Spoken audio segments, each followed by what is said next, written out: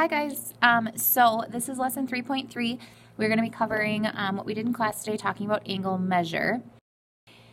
And on page 66 in your math journal, we went over this page. There was a few things I wanted you to write on top of the page. The first thing was that all circles equal 360 degrees. That's really important for you guys to know and to understand and to just have it memorized.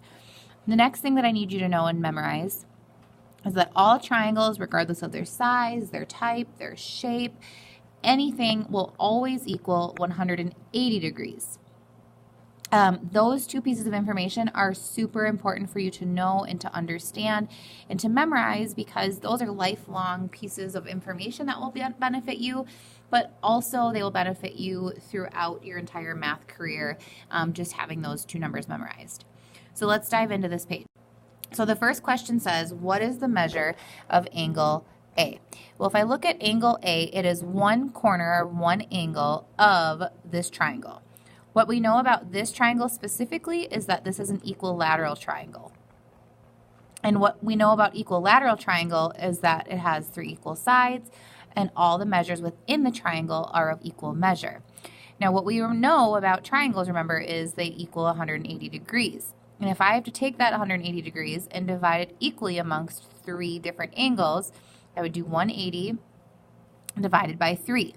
And what I know about this and what makes division easy is that I can bring the 0 straight over and pretend it's not there.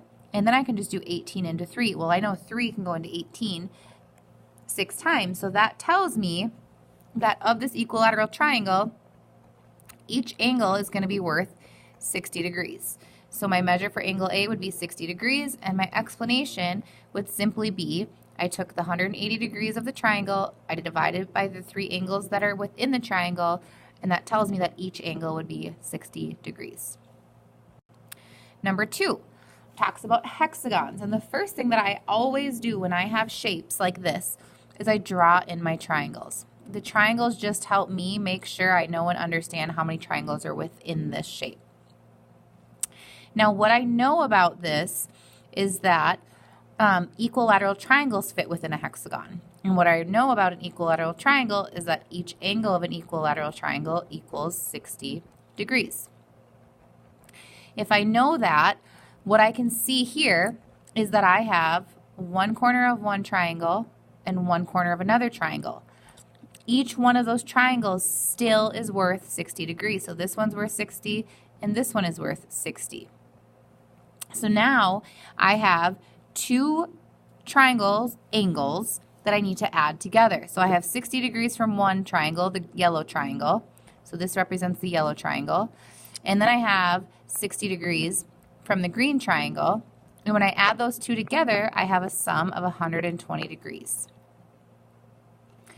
And remember, we are measuring from here to here. The rest of this stuff doesn't really matter. Number 3. So I have this trapezoid, or not a trapezoid, I'm sorry, rhombus. So when I draw my angle line in to show how many triangles I have 2 triangles. And again, this first triangle, let's call it the blue triangle, this triangle, I have one angle of an equilateral triangle that equals 60 degrees. Again, I'm looking at this angle right here that goes from here over.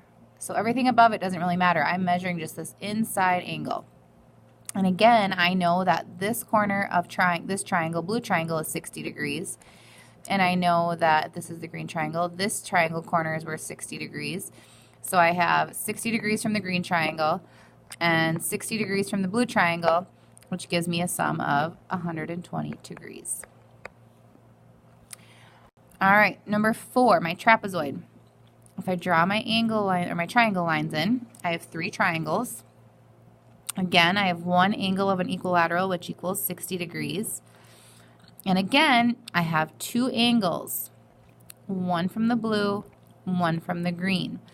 The green triangle has one angle worth 60, and the blue triangle has one corner worth 60.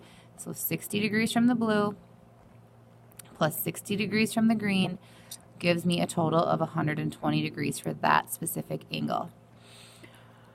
that's it. That's what we covered in class today. Your homework that went with this was StudyLink 3.3 and Math Boxes 3.3.